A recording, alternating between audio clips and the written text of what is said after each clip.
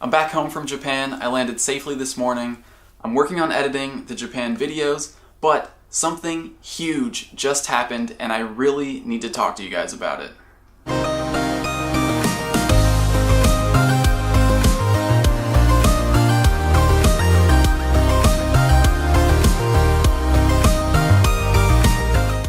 Niantic announced earlier today that they've made some balance changes to CP.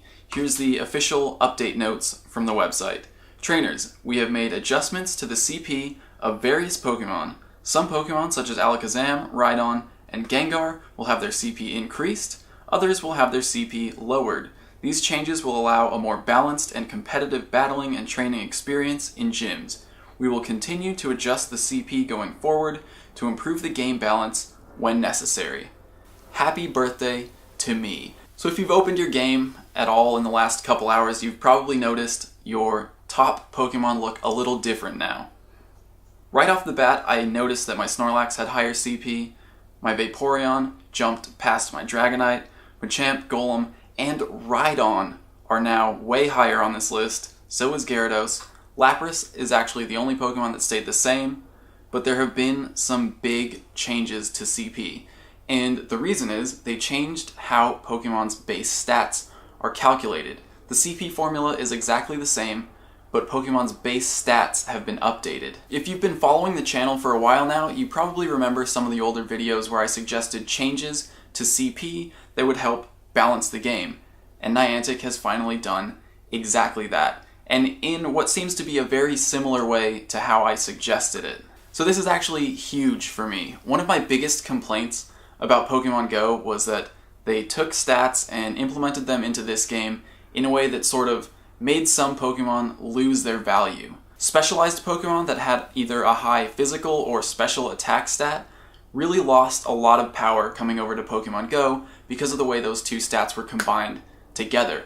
So a while ago I suggested a formula that sort of put extra emphasis on specialized Pokemon that made their higher attack stat count for more, and it seems like Niantic has done something very similar to that with this recent update. We don't know exactly how they changed the formula for base stats yet, but as soon as we figure that out, I'll be sure to let you know. What we do know is that base stats have changed, and we know how that affects each Pokemon's maximum CP. So let's talk about how this changes things. Most Pokemon who had either high attack or special attack in the main series games were underpowered in Pokemon Go. And this recent update, which was a server-side change by the way, you don't actually have to update your game, does a lot to bring those Pokemon closer to their intended power levels. So I'm just going to go through a quick list of the Pokemon with the highest max CP now. You're probably familiar with the older list because it's the same Pokemon that you would always see in gyms. Dragonite, Snorlax, Vaporeon, Exeggutor, Arcanine, those guys. But now, the non-legendary Pokemon with the highest CP are now Dragonite, Snorlax, Rhydon, Gyarados, Vaporeon, Lapras, Golem, Exeggutor, Flareon, Machamp, Alakazam, Arcanine, Pinsir, Jolteon, Muk, Kingler, Charizard, Omastar, Gengar, Aerodactyl, Venusaur, Kabutops, Jinx, Tauros, Slowbro, Cloyster, Scyther, Kangaskhan. The list goes on, but you can see there are a lot of changes. A lot of Pokemon who were much lower before are now up here near the top of the list. Now, as you guys know, CP is sort of a bad indicator of a Pokemon's actual individual power, so I'm going to go through a list of the Pokemon with the highest attack stats after the change. So these are the Pokemon that will probably deal the most damage. It also depends a little bit on the moves that they have, but these are the Pokemon with the highest base attack stats now. In order, the highest non-legendary attack stats are Alakazam, Dragonite, Gengar, Flareon, Kingler, Pinsir, Gyarados, Machamp, Exeggutor, Jolteon, Kadabra, Arcanine, Hitmonlee, Charizard, Jinx, Magneton, Haunter, Rhydon, Aerodactyl, etc.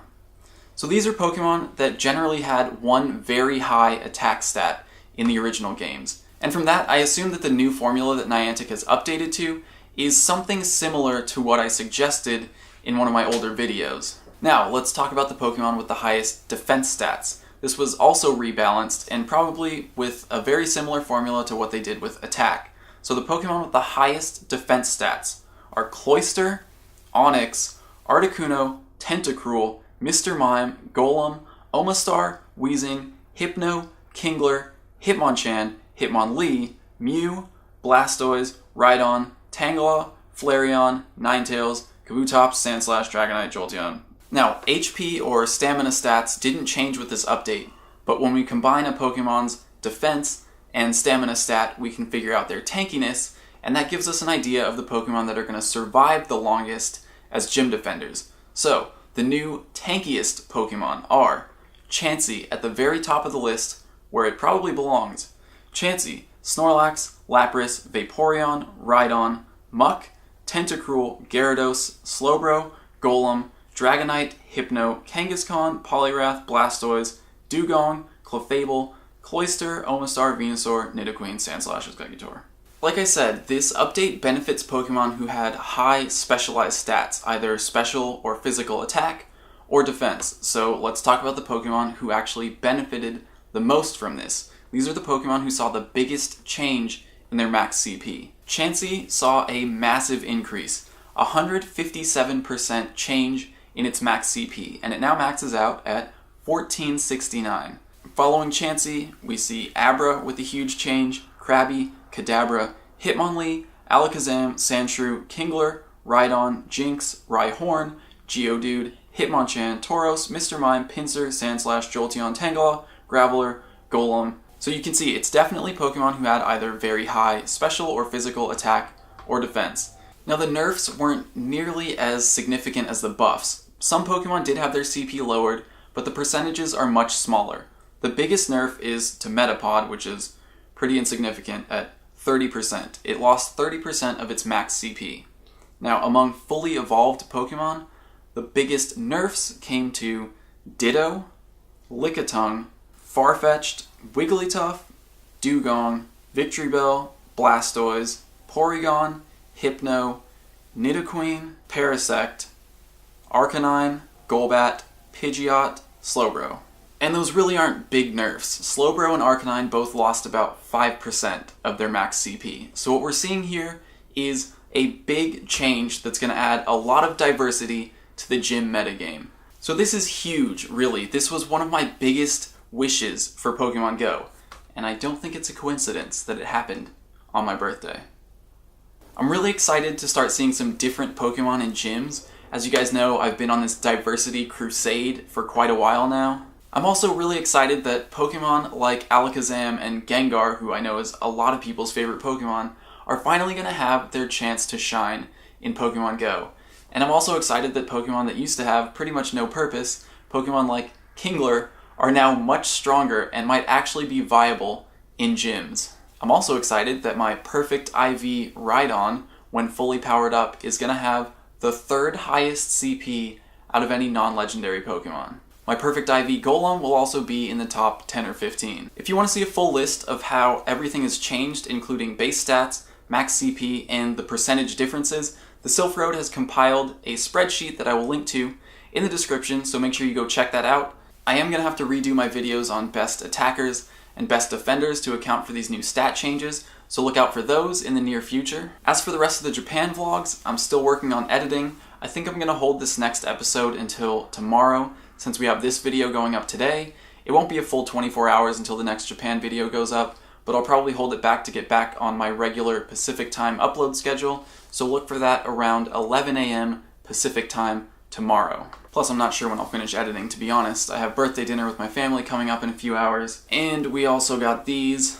One for me, one for Cassie, one for Chance. So I'm going to be spending a lot of time this week on this.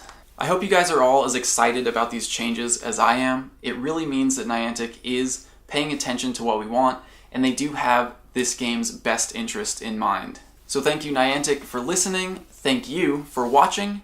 And I'll see you guys tomorrow for the next episode of the Japan Adventure. It